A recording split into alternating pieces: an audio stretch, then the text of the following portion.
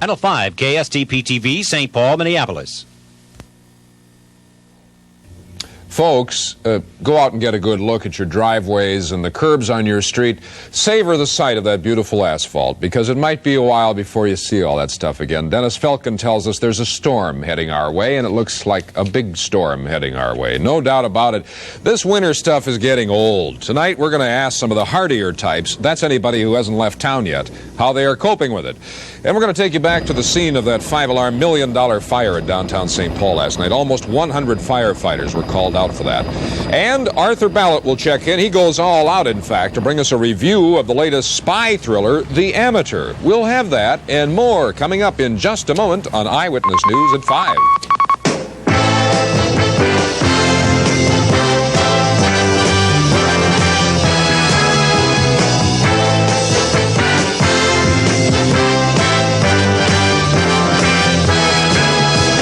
Eyewitness News at 5 with meteorologist Dennis Felkin and newscaster Stan Turner. Good afternoon, everyone. You know those T-shirts? They're selling the ones that say, "I survived the Minnesota winter of '82." Well, folks, we haven't survived it. Not yet. There's still tomorrow to get through. Dennis Felkin has the bad news for us. Dennis, I'm tough. I can take it. I love an optimist. What's going to happen to us, Dennis? Well, Stan, as we've been talking about for the past couple of days, a major winter storm, late winter, early spring storm is still gathering strength in New Mexico right now, and it appears certain it's going to move into the Midwest, and that includes Minnesota. Here's a satellite, Lou, for the last 8 hours, and we'll roll this along, and the storm center is now reforming in New Mexico, as we mentioned, with a tremendous cloud shield now beginning to be pulled up ahead of it, and some of those clouds are indeed beginning to move into Minnesota, and precipitation is getting close as well. Here's a national radar map across the country, and in the midsection of the U.S., thunderstorms are breaking out. But across the Rockies, it's rain and snow. The two will combine and begin moving on up into Minnesota, creating a very serious weather situation, no question about it. As far as the advisory is concerned, we have a winter storm watch out for just about the entire state of Minnesota, except the north central and northwestern corner for tomorrow and tomorrow night. There is also a flash flood watch in effect for extreme southeastern Minnesota and southern Wisconsin for tomorrow, because they expect some rainfall, which could produce a flash flooding situation. But here in the Twin Cities, we expect it to start out as rain, then go to heavy snow by tomorrow afternoon, and we're looking at amounts which, saying significant is putting it mildly, it may be in the neighborhood of 6 to 12 inches. More coming up later, Stan. That's what I thought. Dennis, your forecasting accuracy really is excellent, but I'll tell you something. On a personal level, your credibility with me will not slip a notch if you're wrong, dead wrong on this one, and I hope you are. I'm with you. Yeah, okay, we'll check with you later. I don't know if you know what I think about, I think you do, this latest weather development, or about this winter in general, or if either opinion is repeatable on the air. But we did go out today to find out what some of you think about the winter of '82 and how you're coping with it. So we'll get to that in just a bit. But right now, let's go to Jay Shadler, a guy who just adores winter. He's in the newsroom. Jay, you've got some news for us. Speak for yourself, Stan. Right. They are getting hit very hard in the midsection of the country by flooding problems all through that part of the country. Flood waters have now poured through holes in a 15-foot high dike in Fort Wayne, Indiana. Last night that happened. Hundreds more residents had to run for high ground there, and there are now 9,000 people cut off from their homes in Fort Wayne. Volunteers worked through the night helping people out of their homes and trying to plug the holes. City officials say they are pretty sure the dikes will hold, but they aren't sure that the dikes are tall enough. Well, what caused that huge fire that ripped through a 5-story building in downtown St. Paul last night? Still no answer from arson investigators who spent all day long probing what's left of the Halper Box Company at 4th and Wall Street. We have more from Dave Andrews. It took only minutes for the fire to spread through the big brick building last night. It took close to 100 firefighters nearly 4 hours to bring it under control, but not before the Halper Box Company had been totally destroyed. About 30 tenants in an adjoining building were all safely evacuated, but their apartments suffered heavy smoke damage. This morning, as the building continued to smolder, St. Paul arson investigators began to look for clues into what started the fire. So far, there are no answers. You can't say at this point whether arson is a possible cause of it? No, it's too early to determine any cause at this time. Residents of the adjoining building began to gather up their heavily smoke-damaged belongings today, and Seymour Epstein, owner of the Halper Box Company, looked on in disbelief at his burned-out building.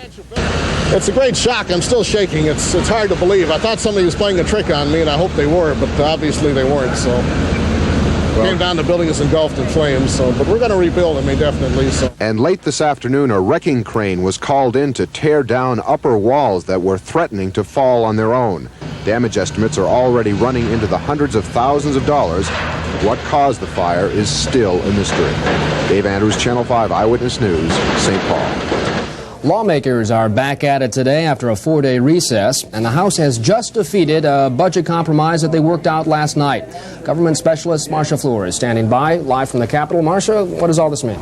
Well, it means either back to the drawing board or go home and let the governor make all of the cuts himself. The Minnesota Constitution says that our budget has to be balanced. Obviously, the House today did not like what the governor and other Democratic and independent Republican lawmakers worked out over the past 3 days. They defeated a $232 million package, which would have raised taxes, done some shifting, and made some cuts. The independent Republicans stuck together on this one, the 59 of them present, all voting no. They were joined by 8 Democrats. We will know a little bit later whether this means that everybody's going to go home without a solution and let the governor do it or not, Jay. Okay, thank you, Marcia. Meanwhile, in Washington today, President Reagan made it clear that he wasn't very happy with American business leaders who are not fully supporting his economic program. Speaking before the National Association of Manufacturers, Reagan told businessmen to set aside displays of what he called blatant self-interest and get behind his program. Reagan pointed to what he said were too early signs of economic recovery, the recent drops in the inflation rate, and today's economic report that Americans' personal income rose last month by 0.5 percentage point. Eugene McCarthy announced this morning that he's going to be running for the U.S. Senate seat he gave up 12 years ago. These days, McCarthy writes poetry, lectures, and generally criticizes the operation of government. In 1970, McCarthy ended his career in government by resigning from the Senate. Since that time, McCarthy has lived in Virginia while maintaining a voting residence here in Minnesota. Despite his absence, McCarthy says he's kept up on the problems of our state and also in the Senate. Actually, if I'd been living here reading Bill Sumner and what comes out in the Minneapolis Star, I would feel much less prepared to represent the state on national issues than I do, having been where I was. McCarthy said that he will be seeking the DFL party endorsement, and he will be running in the primary election with or without the party's backing. Stan? J. Bill Sumner, whom McCarthy mentioned there, is an editorial writer on the St. Paul Dispatch and Pioneer Press. Knowing Bill as I do, he's probably going to have something to say about that. That's going to be fun to watch. Thank you. It may be a little difficult to believe right now, but Saturday is officially the first day of something they call spring. Not that it's going to be a very spring-like area around here. We asked a lot of people how they're coping, what they think of this stuff, this slop. You pick the noun. We'll have their responses for you when we return. You may need an attorney more often than you realize. It may be in drawing up a will, the probate of an estate, purchase of a home. It could be matters like divorce, adoption, incorporation of a business, bankruptcy, or your rights and obligations under a contract. If you have legal problems, call an attorney. If you don't know an attorney, call your lawyer referral service, and they will refer you to an attorney. To perk up plain meat meals, reach for the spoon. Betty Crocker scallop potatoes, made from fresh russet slices with a delicately seasoned white sauce. With pork chops there. Reach for the spoon. Betty Crocker au gratin potatoes, real russet slices in a sauce tangy with real cheddar cheese. Sure gives meatloaf a lift. Sure does. Perk up your plain meat meals with Betty Crocker potatoes. Reach for the spoon. The Betty Crocker spoon. Super Value Stores remind you, it's that time of year again. Colds and flu are going around. If they get around to you, put Bufferin to work on the aches, pains, and fever. Bufferin has buffered strength. That means strong aspirin, the pain reliever doctors prefer, plus special protection against aspirin stomach upset. Get the buffered strength of Bufferin for the pain and fever of colds and flu. Bufferin in the 100-tablet bottle is feature priced at Super Value Stores. Macrame's easy at Lee Ward's. It is? Sign up this week and you'll save 50% on beginner classes. You'll get lots of help, and after 4 easy sessions, you'll make 2 lovely projects. Our macrame supplies are on sale too. Save 40% on colorful maxi cord. And save 30% on lots of other cords. With classes and savings like this, macrame's easy at Lee Ward's. It is. Lee Ward's, America's Home Craft Center. Do you remember what 75 or 80 degrees feels like? Seems like kind of a dream, doesn't it? You don't need any meteorological statistics to tell you that this has been one tough winter. Our Libby Znaimer found a lot of people who don't know what they'll do if spring doesn't come soon. This is our pre-spring weather, gray and foreboding. The streets are filthy. It's impossible to avoid the puddles. All pedestrians can do is try to avoid being splashed. Disgusting. It's the pits. The absolute pit. It was worse earlier this week. On Tuesday, we awoke to find a fresh coat of heavy, wet snow that soon turned into slush and muck. The fact that today was better only confused people. They didn't know whether to dress for winter or spring or a little bit of both. It teases you. It was nice for those few days, and now you come back and it hurts. Between finals and this weather, just poor. I'd like to jump off the Washington Avenue Bridge. And the worst isn't over yet. But then a winter storm watch covers all of southern Minnesota, including the Twin Cities area, as well as almost all of South Dakota. That's for the anticipation of that storm for tomorrow, with the possibility of some heavy snow here in the Twin Cities. But I'm going to take a look at this equinoctial storm just a couple of minutes, and it looks like a strong one. Have you ever wondered how meteorologists can smile when they deliver news like that? Dave Dahl was still smiling when he told me that tomorrow's storm would be one of the worst this winter. He thinks smiling makes people feel better when they hear bad news about the weather, but the weather doesn't bother him. I grew up in this weather. It's great. I've lived in the Twin Cities area, and I think most Minnesotans can live with this kind of weather. That's why I smile. It makes me really mad, yeah. What can I say? I wish it would get warm. What can we do about it? I mean, what can we do? We can't stop the snow. We may not be able to stop the snow, but we don't have to stick around for it. I found many people with just one thing on their mind. Florida,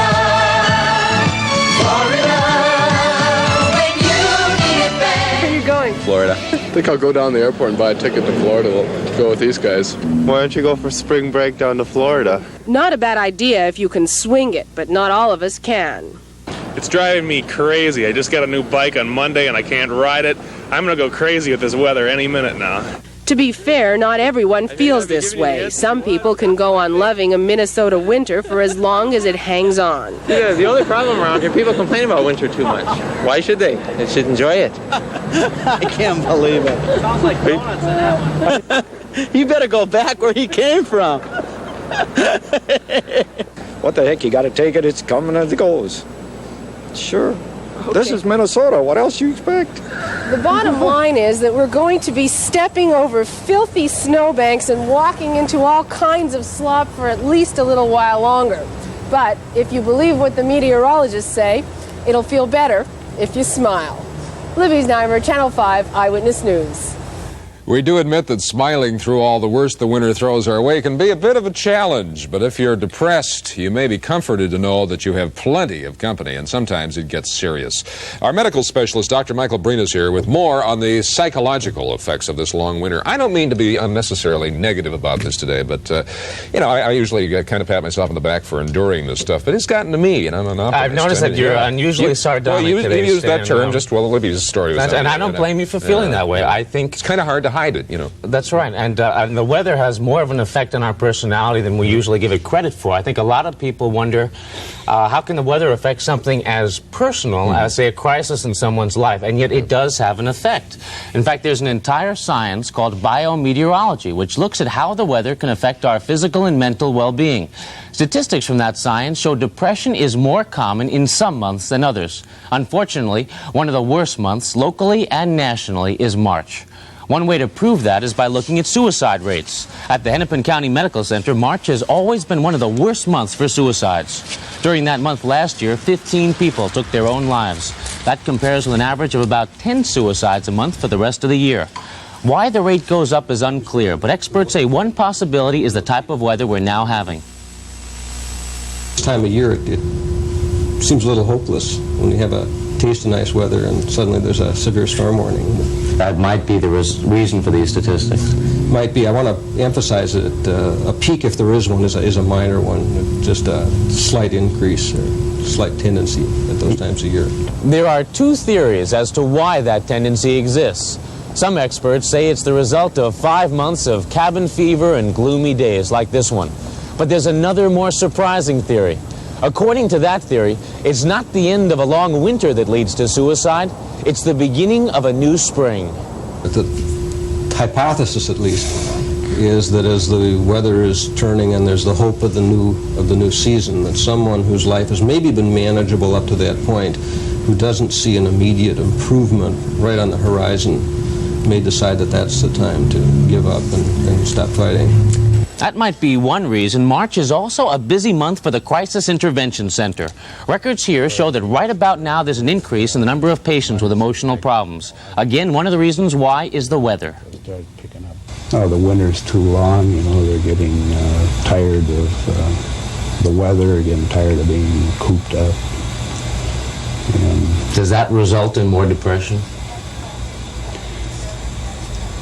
I think it results in more irritation, more depression in general. Now, you know, Ellenson, he emphasized there are a number of reasons why people depressed go over the edge, and the weather is just one of many variables. You know, I'm in the same position as kind of Liv Eisenheimer was. I'm going to smile even though I'm presenting something that is hardly is material to smile about. One nice thing, though, about all these grave statistics is that when spring comes, the suicide and depression rates go way down, and they're not going to pick up for several months. So at least that's one aspect that's pretty positive about all this. All right. I'll keep smiling, too, okay? So will I. Let's all try to do that. Of course, the trick is, Michael, getting through the next few days. And if the KSTP weather computers are right, it may be real interesting. We'll be back with Dennis Felkin and the latest forecast. We don't want any more surprises, do we, tomorrow?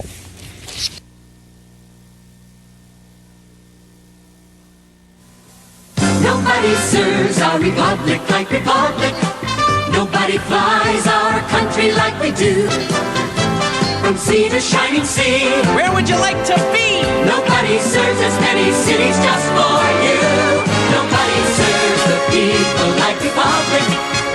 With a small town smile and a big city style, Republic goes all the way for you.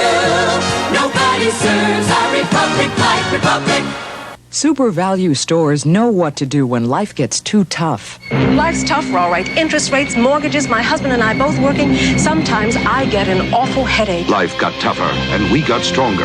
Extra strength Excedrin with the 2 most powerful pain relievers you can buy, plus a 3rd ingredient to give you unsurpassed headache relief. Good job, Excedrin. Life got tougher, and we got stronger. Extra strength Excedrin in the 100-tablet bottle is specially priced at Super Value stores. Everywhere I go, people ask me, Arnie, is that old tractor you drove in the Pennzoil commercial still running? Still running?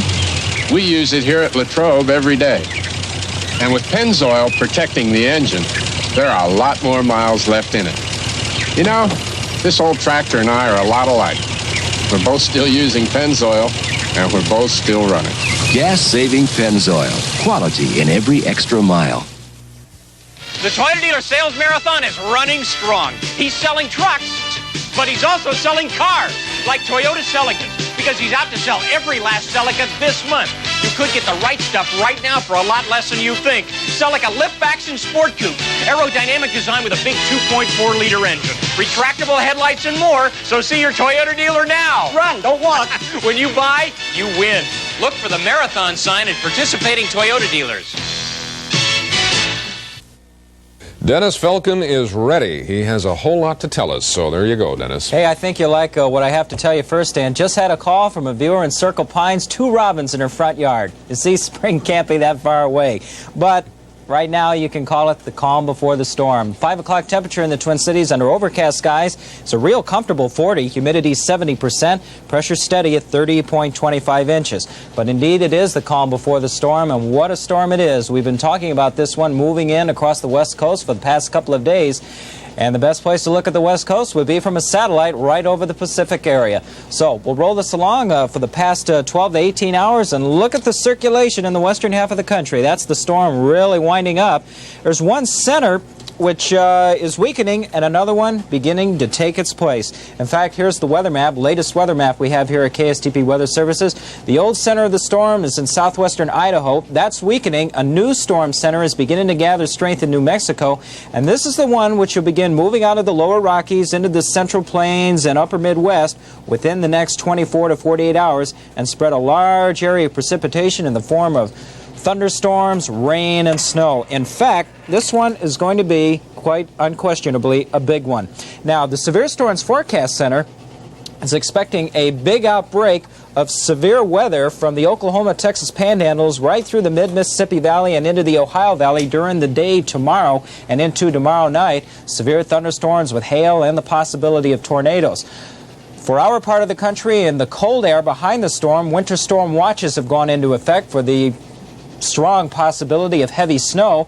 And for rain, there are flash flood watches in effect for parts of Iowa, Wisconsin, and northern Illinois. Now let's narrow this down a little further around Minnesota and Wisconsin. Again, winter storm watches for heavy snow is anticipated for tomorrow and tomorrow night. That's in Minnesota and northwestern Wisconsin. Flash flood watches for heavy rain on top of everything else in extreme southeastern Minnesota and southern Wisconsin. So we'll put it all together. Here's the way the forecast reads for tonight. It'll be cloudy and mild with a chance of rain or snow later tonight with lows of 30 to 35. But then for tomorrow and tomorrow night, the winter storm watch goes into effect. Cloudy with rain or snow in the morning, changing to heavy snow in the afternoon, and winds of 20 to 35 miles per hour will create hazardous driving conditions. Highs of 33 to 37, lows of 28 to 32. Precipitation chances will, of course, jump up to near 100% for tomorrow. And by the way, if you have some grocery items you need to get or some things you would normally have done tomorrow or Saturday, do them by tomorrow morning because things are just going to be a nightmare trying to drive by tomorrow afternoon. Stan? All right. Thank you, Dennis. Remember the song, It Never Rains in Southern California, but it pours? Well, that's exactly what it's been doing at Edwards Air Force Base, where the Space Shuttle Columbia was supposed to land after its next flight. Well, the countdown has started for the March 22nd launch, but because heavy rains have washed out the desert runways at Edwards, the landing now has been moved to White Sands, New Mexico. When we come back, we're going to do our very, very best to explain just why our film critic Arthur Ballot spent the better part of one whole day this week skulking about in a trench coat. Arthur will be back here in a flash. Holiday Warehouse wants to know, what did you take for your last cold? Last cold Bayer, this cold Comtrex. Last cold Dristan, this cold Comtrex. I switched because Comtrex relieves all my major cold symptoms. You could take any of these for a cold, but for one with nasal congestion, runny nose, aches, and coughs, Comtrex does more. All by itself, Comtrex gives more kinds of relief than Dristan or Contac or Bayer. For your next cold, get Comtrex. 50 tablets, now just $2.89 at Holiday Warehouse. Even six-figure homes can be ordinary. But there's nothing ordinary about Evergreen, where one of 8 Evergreen custom builders will blend a home architect designed just for you into the seclusion of an evergreen forest that would make Minnesota's North Woods green with envy. Is the world's most beautiful neighborhood just 12 minutes from downtown St. Paul? Move out of the ordinary and into Evergreen. What do the professionals say about new Reynolds plastic wrap? I've got Reynolds plastic wrap. The Reynolds wrap people make it especially for commercial users like me whose business depends on freshness. But now you can buy Reynolds plastic wrap at your supermarket. The same strength, the same tight cling. Just think of it. Now you can protect freshness at home with the same wrap we professionals use with Reynolds plastic wrap. New Reynolds plastic wrap, the plastic wrap professionals use. Germany, home of Volkswagen. What's a Mazda GLC doing here? Making a point about outstanding value in an economy car. Because while the sophisticated GLC offers the performance, economy, and versatility you expect in a front-wheel drive economy car, it offers it at a price you most certainly don't expect. The more you look at some of the finest economy cars in the world, the more you like the 1982 Mazda GLC. A new spy movie is playing the Twin Cities these days. It's called The Amateur, and film critic Arthur Ballett has been to see it. And I don't know what to say about what you're about to see, except that Arthur couldn't resist.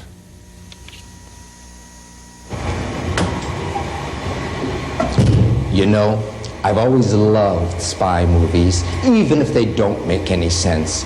In fact, I've had a secret dream that one day the CIA would come along and they would recruit me.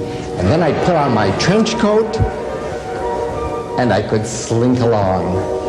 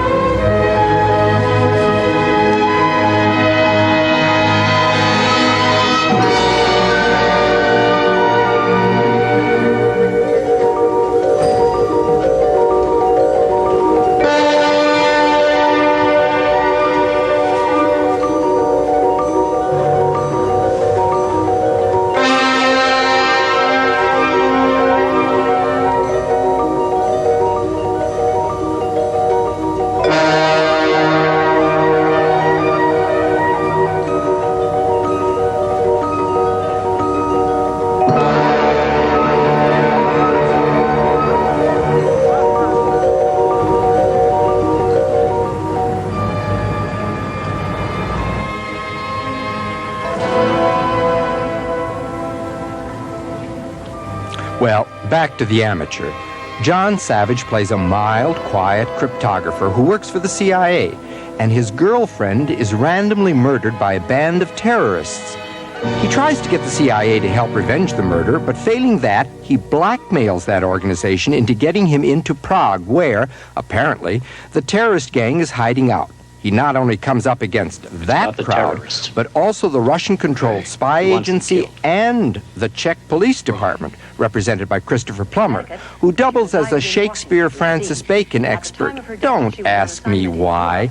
And all of them gang up in trying to eliminate poor old John Savage. Frankly, the beginning of The Amateur is better than any part of it until the very end. The Amateur pretends to be based on fact, and while I doubt it, I can't be proved right or wrong. It doesn't matter. Moreover, it is interesting to see the old law of an eye for an eye again invoked, with almost disastrous results.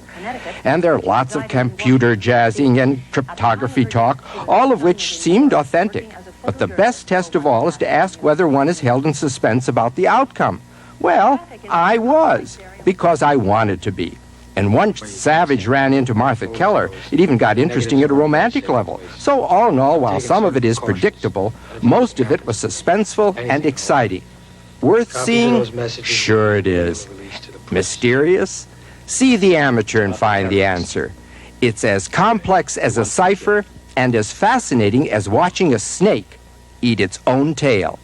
I'm Arthur Ballett, your KSTP TV film critic. Copies of those messages. Thank you, Arthur, and we will be back in just a moment to wrap up.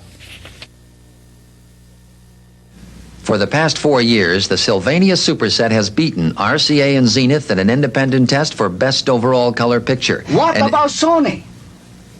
And now, for the 5th time, more people once again pick the 19-inch Sylvania Superset over RCA and Zenith. What about Sony? And this year, we even tested against Sony and won. Brooklyn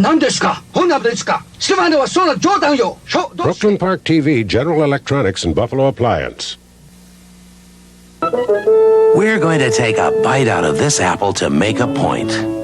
When your company has a Delta Dental plan, your family can have regular dental checkups and other necessary dental services, yet you'll probably never see a big dental bill again. And that's the point. With Delta Dental, you can continue to take good, healthy bites out of things you like to eat without having dental costs take big bites out of you. Isn't it time you had a Delta dental plan where you work? This final note, the University of Minnesota men's basketball team went through a light workout this morning at the Civic Center in Birmingham, Alabama. That's the site of tonight's NCAA postseason basketball tourney. Minnesota meets Louisville in this single elimination tournament, with the winner advancing to a berth in Saturday's finals of the Mid-East region. Channel 5's Larry Burnett is in Birmingham with the Gophers, and tonight at 6 o'clock, he'll have his pregame report for us. Please join us for that, the latest news and weather. Right now to ABC.